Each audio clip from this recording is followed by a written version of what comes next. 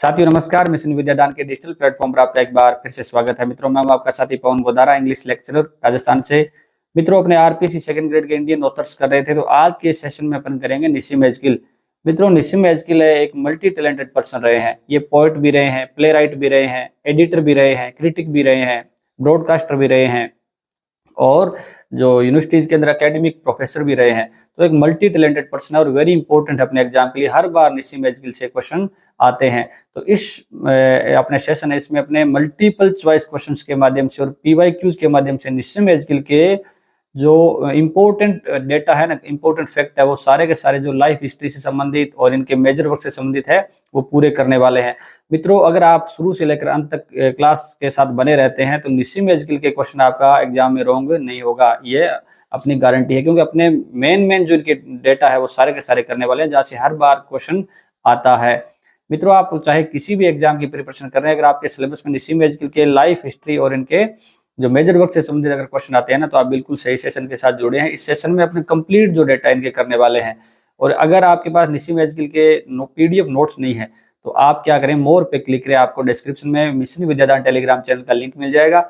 वहां पे आप फाइल सेक्शन में निसिम एजकिल अगर सर्च करते हैं तो आपको डेफिनेटली वहां पे आपको नोट्स मिल जाएंगे। और साथ में ही मित्रों हमेशा की तरह आपको एक छोटा सा टेस्ट भी देना है। मेरे आंसर बताने से पहले प्रत्येक क्वेश्चन का आपको भी सोचना है कि इसका आंसर ये हो सकता है, फिर मेरे वाले क्वेश्चन से मैच भी करना है और लास्ट में कमेंट सेक्शन में मुझे बताना है कि आपके कितने क्वेश्चन राइट हुए। तो मित्रों लाइक कर दीजिए और हाइप का अगर ऑप्शन आए तो हाइप भी आपको अवश्य करना है। तो मित्रों बिना किसी देरी किए हुए अपने शुरुआत करते हैं आज के इस सेशन की। क्वेश्चन नंबर फर्स्ट से, When and where was निसिम एजकिल born? मित्रों निसिम एजकिल का जन्म कब हुआ, कहाँ हुआ?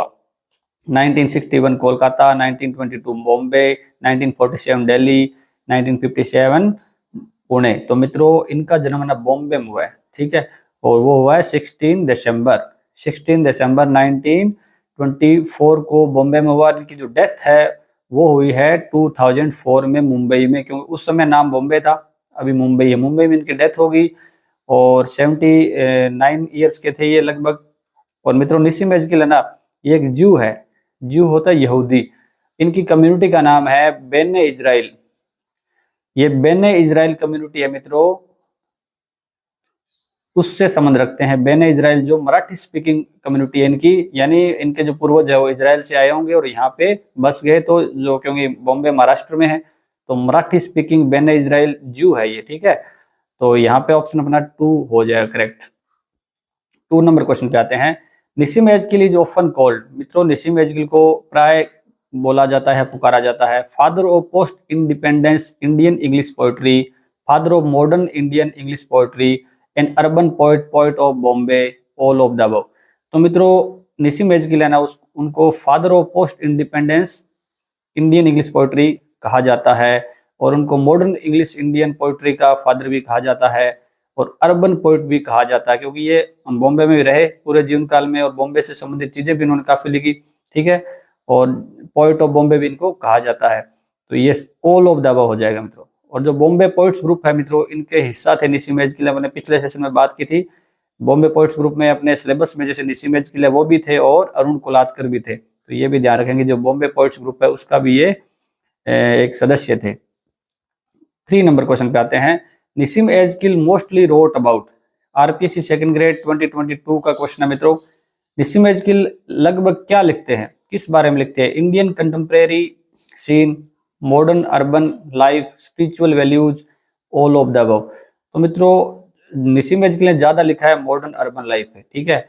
उसके बाद उन्होंने जो इंडियन कंटेम्प्रेरी सीन है, वहां उस समय की जो लाइफ है आजादी के बाद की, उनके बारे में इन्होंने लिखा है और स्पिरिचुअल वैल्यूज है उनके बारे में भी लिखा है। तो 4 नंबर हो जाएगा, ऑल ऑफ द अबव। 4 नंबर क्वेश्चन पे आते हैं।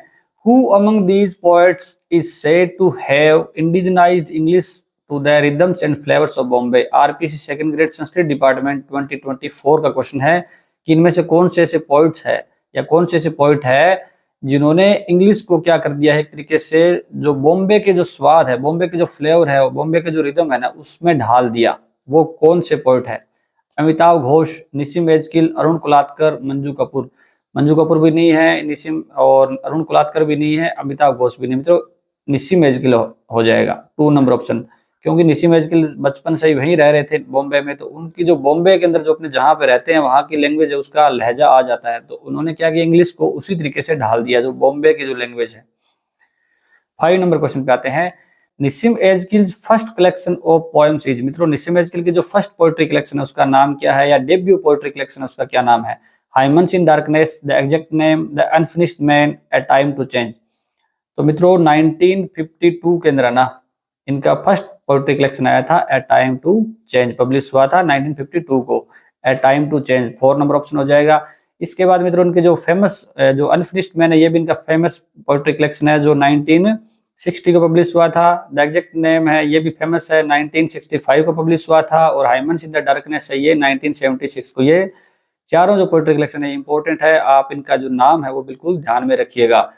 6 नंबर क्वेश्चन पे आते हैं। Which of Ezekiel's works is not a poetry collection, मित्रों इनमें से एजकिल का कौन सा ऐसा वर्क है जो पोएट्री कलेक्शन नहीं है। 60 poems, the discovery of India, the third 3 plays. तो मित्रों 60 पोएम्स है ना ये 1953 के अंदर पब्लिश हुआ था, ये पोएट्री कलेक्शन है। डिस्कवरी ऑफ इंडिया 1956 को पब्लिश हुआ था, ये पोएट्री कलेक्शन है। और द थर्ड 1959 को पब्लिश हुआ था, ये तीनों पोएट्री कलेक्शन है। लेकिन ये जो है ना 3 प्लेज, ये 3 प्लेज का जो एक है ना सीरीज है जो 1969 को पब्लिश हुई, तो ये हो जाएगा इसमें 4 नंबर। इनके नाम आप है ना पब्लिकेशन ईयर जरूरी नहीं याद रहो, लेकिन रखो आप, ठीक है। 60 poems, discovery of India third है, ये पोएट्री कलेक्शन है, याद रखोगे। टोटल इनके लगभग 9 पोएट्री कलेक्शन है, ठीक है। उनके नाम तो अपन को आने चाहिए। 7 नंबर क्वेश्चन पे आते हैं। Which of the Ezekiel's plays is not part of the 3 plays collection, मित्रों जो 1969 को 3 प्लेज का कलेक्शन आया था, पब्लिश हुआ था, उसमें कौन सा ऐसा यहाँ पे ऑप्शन है जो उसका पार्ट नहीं है। Nalini, marriage poem, sleep walkers, do not call it suicide. Nalini भी मतलब 3 प्लेज का पार्ट है, मैरिज पोएम भी है और स्लीप वॉकर्स भी है, ठीक है।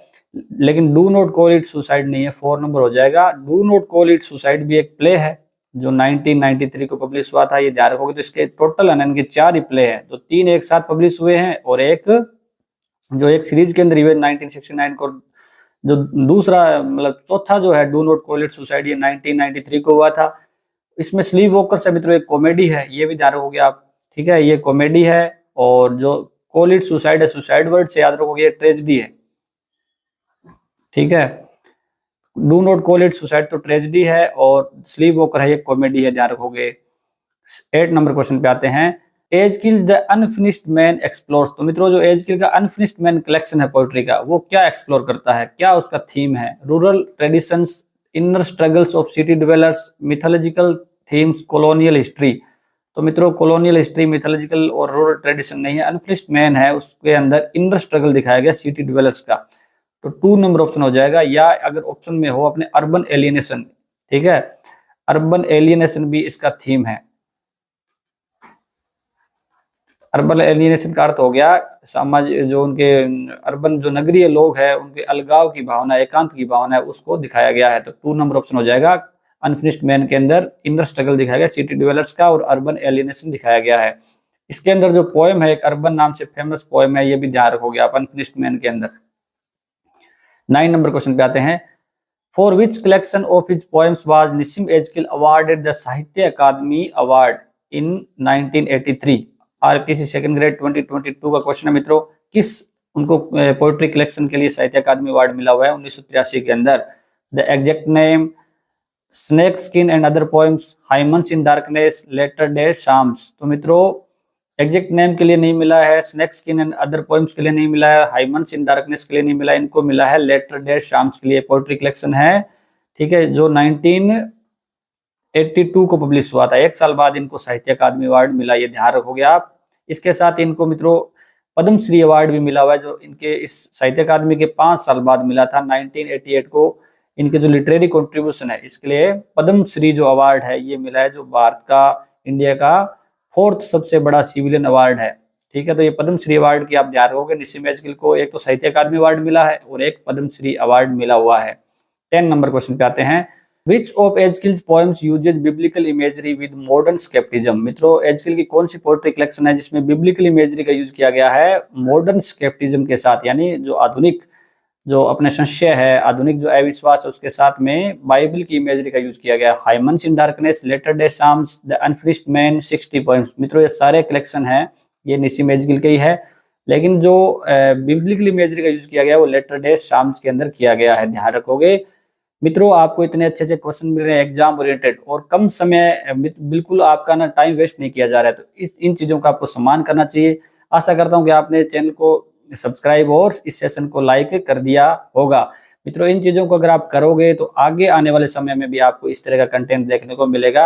आप अगर सब्सक्राइब और लाइक करोगे तभी मेरा मनोबल बढ़ेगा, तो आप मनोबल बढ़ाएं, ठीक है, ताकि आपको और आपके जो आगे आने वाले जो साथी है, जो सिलेक्ट होने वाले, आप तो सिलेक्ट हो जाओगे, आगे आने वाले भी साथी है उनको सिलेक्ट होना है ना, तो ताकि उनको यूट्यूब है वो प्रेफर करे ये वीडियो, तो आपको लाइक अवश्य करना चाहिए। 11 नंबर क्वेश्चन पे आते हैं। एजगिल्स हाइमन्स इन डार्कनेस एक्सप्लोर्स। मित्रों एजगिल का जो कलेक्शन है हाइमन्स इन डार्कनेस, वो क्या एक्सप्लोर करता है? Political themes, philosophical and spiritual themes, romantic love, historical events. तो मित्रों रोमांटिक लव भी नहीं है, हिस्टोरिकल इवेंट्स भी नहीं है, और पॉलिटिकल थीम नहीं है, फिलोसफिकल स्पिरिचुअल थीम है मित्रों, एजगिल के हाइमन और डार्कनेस की थीम है। 2 नंबर हो जाएगा। 12 नंबर क्वेश्चन पे आते हैं। Which of Ezekiel's works is a comprehensive anthology of his poetry. मित्रों कौन सा कलेक्शन है एजगिल का जिसमें उनका संपूर्ण क्या है, जो एक तरीके से उनकी जो पोएट्री है उसका पूरा संकलन है। Hymns in darkness, collected poems 1952 to 1988, the exact name, 60 poems. ये सारे कलेक्शन इन्हीं के नाम है। तो मित्रों कलेक्टेड पोएम है ना, इसके अंदर 1952 से लेके 1988, 1952 के अंदर इनकी पहली जो अपने कलेक्शन था ना, वहां से लेके 1988 तक सारे के सारे इनके जो कलेक्शन है वो एक कर दिए गए कलेक्टेड पोएम्स के अंदर, सारी पोएम इसके अंदर है, ठीक है। तो ये एक संकलन है, तो 2 हो जाएगा। इसको अगर अपने मिलाते हैं, जैसे आपसे पूछा जाए कि निसिम एजगिल के टोटल पोएट्री कलेक्शन कितने हैं, अगर आप कलेक्टेड पोएम्स को इंक्लूड करते हैं तब तो 10 है, और नहीं तो क्या है 9 है, क्योंकि जो 10वां कलेक्शन ये कलेक्टेड पोएम है ये तो सारा इन 9 को एक साथ किया गया है, ठीक है, सारी पोएम्स को एक साथ कर दिया गया। तो वैसे 9 है ओरिजिनली, और वैसे है अगर कलेक्टेड पोएम्स को इंक्लूड करें तो 10 इनके जो पोएट्री कलेक्शन है। 13 नंबर क्वेश्चन पे आते हैं। What is the primary allegorical representation in enterprise. मित्रों एंटरप्राइज पोएम के अंदर जो मुख्य रूप से एलिग्रिकली क्या रिप्रेजेंट करती है enterprise poem? A successful business venture in ancient India, the journey of life starting with enthusiasm but ending in disillusionment, the futility of spiritual quests, और 2 and 3 ऑप्शन। तो मित्रों एंटरप्राइज पोएम इनकी एक फेमस पोएम है। अपने 12 number question तक जो किए हैं ना, वो इनके जो पोएट्री कलेक्शन के बारे में बात की है, प्लेज के बारे में बात की है, और इनके अवार्ड्स के बारे में क्वेश्चन कर लिए हैं, इनकी तो लाइफ हिस्ट्री के बारे में बात की है। अब जो क्वेश्चन आएंगे ना वो अपने पोएट्री से संबंधित आएंगे, वो सीधी पोएम है ना वो पूछी जाती है। तो इम्पोर्टेंट पोएम है उनके अपने थीम वगैरह आपको मैं बता दूंगा, और जो इम्पोर्टेंट नहीं है उनके आप उनको नाम याद रखने हैं। तो एंटरप्राइज पोएम इनकी एक इम्पोर्टेंट पोएम है मित्रों, इसका टेक्स्ट आपको जरूर पढ़ना चाहिए एक बार, सीधी लाइन भी आ सकती है, आरपीएससी सीधी लाइन पुट अप करती है जो इम्पोर्टेंट पोएम्स होती है। तो एंटरप्राइज पोएम में क्या होता है मित्रों, जो जर्नी है ना लाइफ की, वो उसमें बताया गया कि शुरुआत के अंदर इंथुजियाज्म होता है, लेकिन एंडिंग है ना वो डिसइल्यूजनमेंट में होती है, उदासी में होती है। और जो स्पिरिचुअल की जो स्पिरिचुअल क्वेस्ट होती है, जो धार्मिक यात्राएं होती है, वो उसकी फ्यूटिलिटी को बताया गया है। तो 4 नंबर ऑप्शन करेक्ट हो जाएगा, बोथ 2 and 3। तो इसका आप टेक्स्ट जरूर पढ़िएगा। 14 नंबर क्वेश्चन पे आते हैं। Which is the famous poem written by Ezekiel. Second grade 2008 के अंदर क्वेश्चन आएगा कि इनमें से कौन सी पोएम है जो फेमस है एजगिल की। Summer in Calcutta, night of the scorpion, train to Pakistan, the striders. तो मित्रों स्ट्राइडर्स तो एक के रामानुजन की है, तो ये कट कर दीजिए। ट्रेन टू पाकिस्तान खुशवंत सिंह का नोवेल है, ठीक है। समर इन कलकत्ता कमला दास का है, तो इसको कट कर दीजिए। नाइट ऑफ द स्कॉर्पियन हो जाएगा, 2 number correct. Night of the scorpion किसकी फेमस पोएम है? एजगिल की। मित्रों नाइट ऑफ द स्कॉर्पियन का टेक्स्ट एक बार आप जरूर पढ़िएगा, ठीक है, ताकि क्योंकि सीधी लाइन भी नाइट ऑफ द स्कॉर्पियन से आ सकती है, फेमस पोएम है काफी ये। 15 नंबर क्वेश्चन पे आते हैं। Which of the following statement about the poem Night of the Scorpion is true? The poem is essential about। RPC second grade Sanskrit department 2024 का क्वेश्चन है मित्रों, सीधा नाइट ऑफ द स्कॉर्पियन है ना उसके बारे में पूछ लिया कि इस बारे में कौन सा कथन सत्य है। किसके बारे में? नाइट ऑफ द स्कॉर्पियन के बारे में। तो देखो कितनी इंपॉर्टेंट पोएम है night of the scorpion. The purification of sins of previous birth, mother's love for her children, rationalism and scepticism of the mother, suffering of the women. तो मित्रों इसमें घटनाएं तो ये सारी होती है, लेकिन अपन को थीम बताना है, क्या थीम है? मदर्स लव फॉर और चिल्ड्रन, 2 नंबर हो जाएगा। ये पूरी इसके बारे में बात सही है, ठीक है। अन्य बातें तो लोगों के द्वारा की जाती है कि इसका प्योरिफिकेशन हो जाएगा, ये चीजें हैं, तो 2 नंबर हो जाएगा। जो मदर का लव दिखाया गया इसके अंदर, तो ये आप थीम इसका ध्यान रखोगे। इसकी जो फर्स्ट लाइन है वो याद रखोगे, सेकंड लाइन भी याद रखोगे। जो मदर के द्वारा ये है कि thank God the scorpion stung me and spared my children. तो इस तरीके की जो फर्स्ट और लास्ट लाइन है ये भी आप याद रखोगे इसकी, और टेक्स्ट एक बार जरूर पढ़िएगा। 16 नंबर क्वेश्चन पे आते हैं। Which poem is considered Ezekiel's most autobiographical? मित्रों कौन सी पोएम है जो एजकिल की मोस्ट ऑटोबायोग्राफिकल पोएम मानी जाती है? Night of the scorpion, background, casually, the patriot, poet lover, bird watcher. सारी पोएम क्या है, इंपॉर्टेंट है, इनका नाम आपको अवश्य ध्यान रखना है, ठीक है। इनमें से अब अपन को देखना है कि ऑटोबायोग्राफिकल पोएम कौन सी है, तो वो हो जाएगा मित्रों बैकग्राउंड कैजुअली। याद कैसे रखोगे? हर किसी का कोई जो बैकग्राउंड होता है ना, अब इन्होंने क्या किया, बैकग्राउंड कैजुअली पोएम है ना, क्योंकि ये यहूदी है तो अपनी ज्यूइश जो आइडेंटिटी है ना उसके बारे में, अपने बैकग्राउंड के बारे में ये है। और ये ऐसा कहना चाहते हैं कि लोग मुझे आउटसाइडर भी कहते हैं, ठीक है, क्योंकि वो जन्मे यहीं पे है लेकिन फिर भी वो यहूदी होने के कारण लोग हैं उनको आउटसाइडर कहते हैं उनके बैकग्राउंड की वजह से। तो इस तरीके से आप सेटल करके इसको याद रखोगे कि जो ऑटोबायोग्राफिकल पोएम है बैकग्राउंड कैजुअली, 2 नंबर हो जाएगा। 17 नंबर क्वेश्चन पे आते हैं। Which of Ezekiel's poems uses Indian English to mock cultural pretensions? मित्रों कौन सी एजकिल की पोएम है जो इंडियन इंग्लिश है ना उसका उपहास उड़ाती है, और जो लोग क्या है इंडियन इंग्लिश यूज करते हैं कल्चरल प्रिटेंशंस के लिए, जो सांस्कृतिक दिखावे के लिए यूज करते हैं इंग्लिश, और वो भी रॉन्ग यूज करते हैं, इसलिए वो क्या उस पर उपहास उड़ाती है, वो कौन सी पोएम्स है? Goodbye party, for miss Pushpa T S, night of the scorpion, poet lover, bird watcher, Jewish wedding in Bombay. तो मित्रों ये पोएम है ना सारी उन्हीं की है, ध्यान रखोगे, नाम एक बार इनको ध्यान रखना है अपन को। Goodbye party for miss Pushpa T S है ना, इस पोएम के अंदर इंग्लिश की जो इंडियन इंग्लिश है उसकी मजाक उड़ाई गई है। इसमें स्पेशली बताया गया जो इंग्लिश के अंदर इंडियन लोग है वो जो प्रेजेंट कंटिन्यूअस टेंस का बहुत ज्यादा यूज करते हैं, जैसे अपने कहते हैं आई एम पढ़िंग, आई एम जाइंग, तो यूज करते हैं ना, तो उस बात के लिए ये उपहास उड़ाया उन्होंने goodbye party for miss Pushpa T S के अंदर। 18 नंबर क्वेश्चन पे आते हैं। Ezekiel's Jewish wedding in Bombay reflects? मित्रों जो इनकी पोएम है ज्यूइश वेडिंग इन बॉम्बे वो क्या रिफ्लेक्ट करती है? Political critic, Jewish heritage with humour, urban chaos and nature imagery. तो मित्रों ये नहीं है, 2 नंबर ऑप्शन हो जाएगा। ज्यूइश वेडिंग इन बॉम्बे है ये ज्यूइश की जो हेरिटेज है, इनके जो खुद के यहूदियों के जो विरासत है ना उसके बारे में ये पोएम है ह्यूमर्स के साथ। 19 नंबर क्वेश्चन पे आते हैं। Which of the following poems is not written by Nissim Ezekiel? इनमें से कौन सी एक पोएम है जो निसिम एजकिल के द्वारा लिखी नहीं गई है? Urban, philosophy, island and introduction. तो मित्रों अर्बन पोएम इनके द्वारा लिखी गई है, ध्यान रखोगे नाम है इसका, फिलोसफी ध्यान रखोगे और आइलैंड भी ध्यान रखोगे, लेकिन इंट्रोडक्शन है ये नहीं है, कमला दास के द्वारा लिखी गई है, 4 हो जाएगा। 20 नंबर क्वेश्चन पे आते हैं। Which of the following poems is not by Nissim Ezekiel? मित्रों इनमें से भी बताना आपको कौन सी पोएम निसिम एजकिल की नहीं है। पोएट लवर, बर्ड वॉचर बार बार आ रहा है, पक्का है, द पैट्रियट भी है, द प्रोफेसर भी है। मित्रों द गोल्डन थ्रेशोल्ड है ना ये सरोजिनी नायडू की है, इसको कर दो 4 नंबर। तो मित्रों आज अपने 20 क्वेश्चन किए हैं, 20 में से आपके कितने राइट हुए कमेंट सेक्शन में आप ईमानदारी से मुझे बताओगे। और मित्रों दोबारा कह रहा हूँ आपको, अगर सीरीज को लगातार जारी रखना है, लगातार आप चाहते हैं कि सेकंड ग्रेड के लिए अच्छा कंटेंट आए, तो लाइक करना भूलना नहीं है, सब्सक्राइब करना भी बिल्कुल भी नहीं भूलना है, ठीक है। और लेटेस्ट जब आप लाइक कर रहे हो तो हाइप का आपके सामने ऑप्शन आए तो हाइप को आप अवश्य दबाना है, हाइप भी करें, ठीक है। और आपके पास कोई टेलीग्राम व्हाट्सएप ग्रुप है तो उसमें शेयर अवश्य कीजिएगा। शेयर बहुत कम साथी करते हैं, कुछ साथी करते हैं तो बड़ा अच्छा लगता है, तो अच्छी चीजों को शेयर अवश्य करना चाहिए। कम से कम आपके ट्रू फ्रेंड है उनको तो आपको सेंड करना चाहिए। और मित्रों एक प्यारा सा कमेंट, एनर्जी से भरा हुआ कमेंट करें, चाहे आप थैंक यू का कमेंट करें, प्यारा सा नाइस का कुछ भी कमेंट करें, प्यारा सा पॉजिटिवली, ताकि मेरी एनर्जी बढ़े। लगातार मैं आपके लिए जो समय अभाव रहता है मेरे पास मित्रों, फिर भी मैं कोशिश करता हूँ कि अगर कोई साथी ऐसे कमेंट करते हैं तो अच्छा लगता है, और फिर हमेशा मैं आपके साथ रूबरू होने की कोशिश करता हूँ कि टाइम टू टाइम। तो अपने कम से कम कंटेंट को आप लाइक करिए, क्योंकि एग्जाम में सीधा क्वेश्चन आएगा, आप मुझे याद करोगे। देख लेना अपने जो क्वेश्चन इंडियन ऑथर्स की सारी कंप्लीट सीरीज है ना वो देख लीजिएगा एग्जाम से पहले। अब मैंने क्या किया, आपको मोर पे क्लिक करें, डिस्क्रिप्शन में मैंने सारी की जो इंडियन ऑथर्स की जो प्लेलिस्ट है वो उसका लिंक शेयर कर दिया। टोटल आपको एक क्लिक के अंदर सारे जो क्लासेज है वो आपके सामने आ जाएगी। एक बार रिवीजन करके जाना, एग्जाम से पहले आपको वहां पे क्वेश्चन मिल जाएंगे। तो मित्रों पढ़ते रहिए और स्वस्थ रहिए। Best of luck. Thank you.